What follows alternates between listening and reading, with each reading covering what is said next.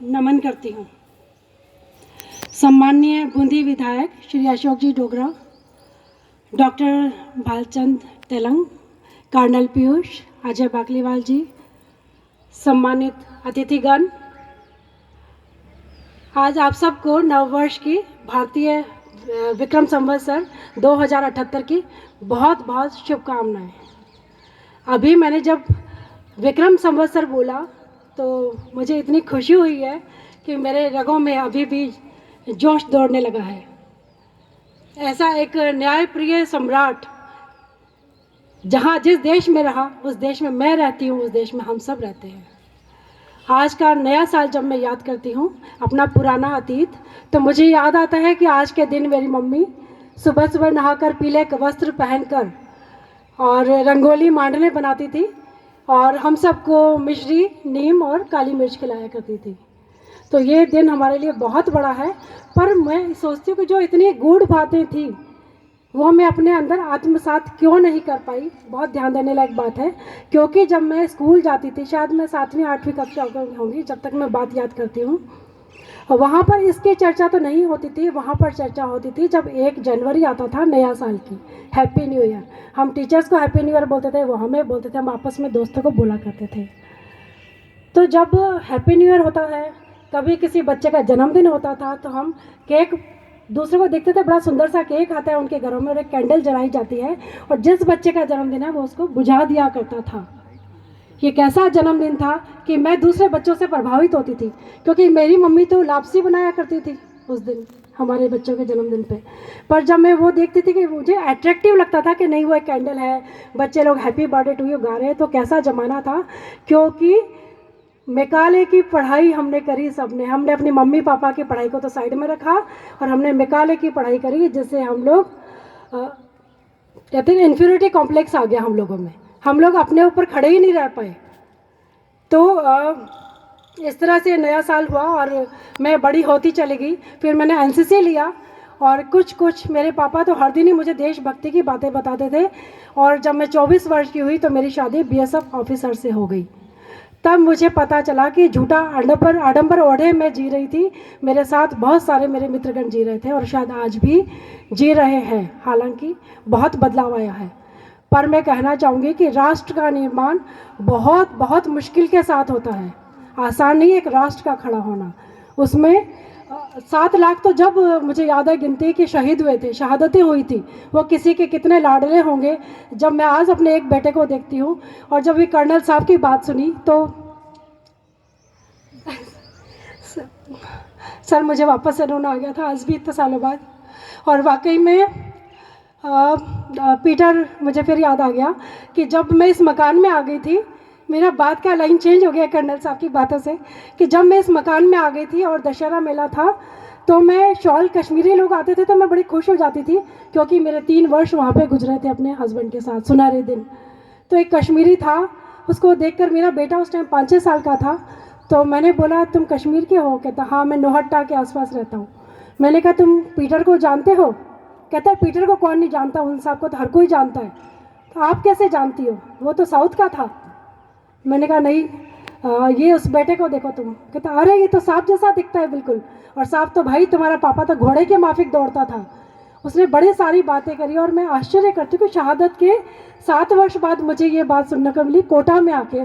और आज कर्नल पीयूष ने तो मुझे हिला के रख दिया, कैसे किस वीर की मैं पत्नी हूँ। मुझे तो मतलब जीने का मज़ा आ रहा है। मैं रोने वाली बीवियों में से नहीं हूँ, मैं कोई अबला नहीं हूँ। जी हाँ, उसके बाद जब मैं इस कॉलोनी में आई थी तब मैं एक बात बताना चाहूँगी। पूरा निहायत एकदम जंगल था ये कॉलोनी। एक बस निर्मल चौधरी यहाँ पर फैमिली आ गए थे और पूरा जंगल में मैं यहाँ रहने आई थी। तब मैं एक दिन सुबह उठती और डर तो लगता था। एक ड्राइंग रूम में अपना फ़ोन पास में रख के सोती थी, पुलिस का नंबर लेकर कोई समस्या आती तो स्मैक्सी लोग आया करते थे और मैं पुलिस को फ़ोन करती थी। एक रात सुबह 5 बजे मेरी आँख खुलती है, मैं दौड़ के बाहर आई कि इस निर्जन जंगल में किसकी आवाज़ें आ रही है। तो मैं देखती हूँ कि इस पार्क के अंदर छोटे छोटे बच्चे, कॉन्वेंट के बच्चे नहीं थे, हमारे आसपास बस्तियों के बच्चे थे, बिल्कुल कोई बहुत शानदार ड्रेस नहीं थी, और उन्होंने एक छोटा सा डंडे पे झंडा टांगा हुआ था और गा रहे थे जय जय जय जय वीर शिवाजी। और मेरे सच में गूज बम्स आ गए। मैंने कहा ये कौन बच्चे हैं? मैंने पता किया तो कहते हैं हम तो आरएसएस की शाखा के हैं। तो आंटी आप हमें मना तो नहीं करोगे, इस पार्क में हम लोग रोज़ करेंगे, हम सफाई भी करा करेंगे। और आज का दिन और वो तब से लेकर आज 20 साल, यहाँ देखिए आज भी ओम का निशान और एक झंडे का निशान है जो डेली ये लोग नया बनाते हैं। तो कितने गौरव की बात है कि कुछ बच्चे ये संस्कृति पढ़ रहे हैं और कुछ बच्चे मैकाले को आज भी सीख रहे हैं। हमें बहुत अपने आप को बदलना होगा, क्योंकि हमें अपने देश के धरोहर, हमें अपनी संस्कृति से प्यार करना ही होगा। क्योंकि मैं यदि अंग्रेजियत में जी रही हूँ, भाषाएं सब आए, मेरे बच्चे को भी 4-5 भाषा आती है, सुभाष को भी आती थी, शायद कर्नल सर को भी आती है, बहुत सारे लोगों को आती है भाषाएं अलग अलग। पर गौरव तो करो अपने ऊपर भाई। क्या तुम्हें दूसरे की मम्मी सुंदर है तो अच्छी लगेगी?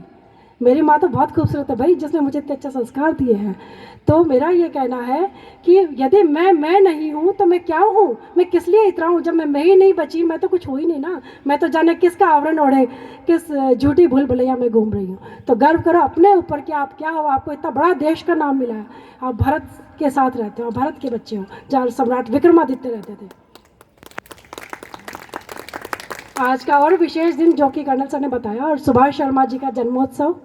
तो जी हाँ, शहीद सुभाष शर्मा, एक वीर का जन्म, जब जब धरती माँ पर वीर लोग जन्म लेते हैं तब तब इतिहास बनते हैं।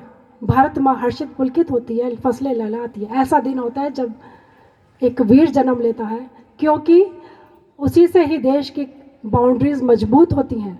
कोई भी माँ जब भी तो मजबूत होगी जब उसका बच्चा सपूत निकलेगा या कपूत निकलेगा। क्या कपूत की माँ खुश हो सकती है? तो संस्कार देने बहुत ज़रूरी है। तो मेरा ऐसा मानना है कि जब भी हम किसी को कोई बात बताते हैं तो सार्थक और प्रभावी बात वही होती है जो अपने आचरण के द्वारा बताई जा सके। और मैं खुश हूँ कि मेरे बच्चे ने मेरा नाम नहीं, मेरे देश का नाम, मेरे नाना पापा मम्मी का नाम रोशन किया है। जिसके दिल में शौर्य होता है तभी बड़े बड़े इतिहास लिखे जाते हैं। मित्रों, मेरे देश को आज ज़रूरत है, क्योंकि हालात आप सब देख रहे हैं रोज़ न्यूज़ में। मेरे देश को आज ज़रूरत है ऐसे विचारकों की, ऐसे राष्ट्रीय कार्यकर्ता की, ऐसे राष्ट्रीय नेताओं की, ऐसे सन्यासियों की, राष्ट्रीय सन्यासी जो सोते जागते एक ही मनन करें कि मेरा देश का, स्वदेशी का प्रचार प्रसार कैसे हो, मेरा देश कैसे उन्नत करे, उसकी हर चीज़ खिले। जिस तरह से फूल पल्लवित होता है, खूबसूरत सा फूल या झड़ता फूल, कैसा फूल अच्छा लगेगा हमें? नेचुरली हम उसी को प्यार करते हैं जो हर तरह से। तो मेरे देश को अच्छा बनाने के लिए हर व्यक्ति को सतत प्रयास करने होंगे। हम ये नहीं कि पड़ोस ने कचरा फेंक दिया तो हम उसको भी टोकेंगे, हम खुद उठा के फेंक देंगे, तब जा कर के मेरा देश महान बनेगा। तो अंत में मैं वीर डिप्टी कमांडेंट सुभाष शर्मा को उनके जन्मदिन पर कुछ पंक्तियाँ एक पत्नी के नाते समर्पित करना चाहती हूँ। मंदिर के भगवान भी पूजे हैं मैंने, मंदिर के भगवान भी पूजे हैं मैंने, हर सुबह मैंने जोत जलाई है, पर सजदा करती हूँ आज उस पर राष्ट्र को समर्पित जो तरुणाई है। मेरी पूजा की थाली तुम्हारे लिए है, आज वतन पर तुम फना हो गए, मेरी श्रद्धा के अश्रु तुम्हारे लिए है, मेरी नज़र में तुम खुदा हो गई, मेरी नज़र में तुम ईश्वर हो गए। भारत माता की, भारत माता की, भारत माता की। अब रेणु जी, मैं 2 शब्द आपसे और लेना चाहूँगी, क्योंकि इस कार्यक्रम में मैं अकेली नहीं हूँ, बहुत वर्षों से सब लोग मेरे साथ जुड़े हुए हैं, तो मैं सबको धन्यवाद देना चाहूँगी। मैं सबसे पहले हमारे विधायक बूंदी के अशोक जी डोगरा की बात करूँगी कि जब मेरे गैस एजेंसी 11 वर्ष पहले बूंदी में आई थी, बूंदी ऐसा शहर था जहाँ मैं किसी को जानती भी नहीं थी, बिल्कुल शुरुआत हुई मेरी। और हमको किसी स्टेज पर एक साथ बुलाया गया था, सर को भी शायद याद नहीं होगा, जहाँ मुझे भी उन्होंने कुछ सम्मानित किया हुआ था, और एमएलए साहब तो वहाँ के थे ही सही शान। तो जब बात हुई तो मैंने देखा अच्छा ये यहाँ के एमएलए हैं, मुझे भी कोई मतलब नहीं था, मैं नेताओं से टचवुड दूर रहती हूँ। और मैंने ठीक है, इन्होंने भी सुना होगा कि भाई वीरांगना कोई है, इन्होंने भी नोटिस नहीं किया, हम अपने अपने घर आ गए। उसके बाद करीब 2-4 साल बाद, अभी आज से 7 साल पहले 2013 में सर का मेरे पास फ़ोन आता है कि आप बबीता शर्मा जी हो जो बूंदी में गैस एजेंसी चलाती हो। मैंने कहा हाँ जी, कि मुझे आज ही पता चला कि आपका बेटा नेशनल डिफेंस एकेडमी में पूरे भारत में टॉप करके गया है, तो मैं आपका दिल से सम्मान करता हूँ। और वो 11 साल और आज का दिन सर, मतलब मैं नेता, ऐसे तो नेता मैंने नहीं देखे, जैसे कि मैंने अभी चर्चा की, नेता ऐसा हो जो रात दिन देश के लिए मनन करे। मैं सिर्फ देश से जुड़ी हूँ, मेरा रग रग जुड़ा है, इसीलिए सर का शायद मेरे ऊपर मतलब ऐसे रिश्ते भगवान ही कैसे हमें देते हैं। तो मैं इसके शब्द मेरे पास है नहीं सर आपके लिए, हर मतलब मैं रात को 2 बजे शायद मुझे याद आ जाए तो मेरे को सर को फ़ोन कर दूँगी। सर कहते आप कभी भी आपके लिए समय मतलब ऐसे नेता पता नहीं औरों को टाइम क्यों नहीं होता नेताओं का, पर हमारे नेता को तो बहुत टाइम है हर एक के लिए। उसके बाद मैं बात करूँगी कर्नल पीयूष के लिए। कर्नल पीयूष मेरे बच्चे के गुरु हैं। ऐसे गुरु भी विरले होते हैं आज के ज़माने में। गुरुकुल में तो सारे ही ऐसे थे, आज के विरले गुरु होते हैं। और मैं बात करूंगी कि मैं इनको भी कैसे जानती थी कि एसपी शांतनु चंद्रावत हमारे कोटा के होते थे। मुझे कुछ काम था अजमेर में, तो उन्होंने कहा कर्नल पीयूष है वो आपकी हेल्प कर देंगे। इस तरह से हमारी थोड़ी सी पहचान हुई थी। उसके 1 साल बाद बेटे का नेशनल डिफेंस अकेडमी में क्लियर हो गया था रिटर्न। तब मुझे इनकी याद आई और मैं इनके घर पर गई थी। मैंने कहा सर आप कुछ मदद करेंगे क्या? उसको एसएसबी बहुत ज़्यादा डाइसी होता है और दुनिया का शायद टफेस्ट एग्ज़ाम होता है 5 दिन का, पूरे बच्चे को खंगाल के रख लिया जाता है। तो वहाँ मैं बहुत डर रही थी। तब मैंने तो सपना मैम आपकी मैडम जो उन्होंने बोला अरे आप चिंता मत करो तो हमारा अपना बच्चा है। तब से लेकर आज तक इन दोनों ने एक गार्जियन की भूमिका निभाई है। और सिलेक्शन जैसा कि सर ने बताया तब से आज तक कहीं भी हम अटकते हैं सर को हम फ़ोन करके आ देते हैं और सर बिल्कुल हाजिर होते हैं। तो सर थैंक यू आपको। और अजय बाकलीवाल जी के लिए मैं पहले बोलूँगी कि क्योंकि आपको 25 साल शहादत हो गया हमारे को, और शायद हम वैसे तो आप हमारे फैमिली फ्रेंड हैं। 3-4 साल हमने इनको इनवाइट किया था शायद इस तरह के कार्यक्रमों में हमने। उसके बाद इन्होंने कहा कि आप अकेले खुद क्यों करते हो सारा खर्चा, या सब तो आप क्यों हेडेक लेती हो इतना। तब से लेकर के आज तक आप हर वक्त आप मेरे सामने होते हैं। जब भी कार्यक्रम के 2-4 दिन पहले आप घबराओ मत, अभी 2 दिन बचे हैं मैं सब कर दूँगा। इस तरह से आप हमेशा होते हैं, तो थैंक यू। आज मैं विनय गुप्ता जी का धन्यवाद करूँगी क्योंकि मैं डॉक्टर भालचंद्र जी को नहीं जानती थी, तेलंग साहब को। उन्होंने मैंने कहा कि आज नव संवत्सर इतना बड़ा दिन है हमारा और हिंदी के बारे में मुझे उतना ज्ञान नहीं जितना मुझे होना चाहिए। तो उन्होंने कहा कि आप चिंता मत करो, आपके कोटा के बहुत बड़े नामी मैं शख्सियत से आपको मिलवाता हूँ, और आपने उनको आज इन्वाइट किया तो मैं आपको सर आपको बहुत बहुत धन्यवाद देती हूँ। आज आपसे मैं पहली बार मिली हूँ। फिर मैं आज बात करूँगी हमारे विजय लक्ष्मी जी जो राज्य प्रभारी है पतंजलि की, भारत स्वाभिमान ट्रस्ट। जब मैं 7 दिन के लिए बाबा रामदेव जी के पास गई थी, और सही पूछो तो मैं 20 साल से उनको सुन रही हूँ।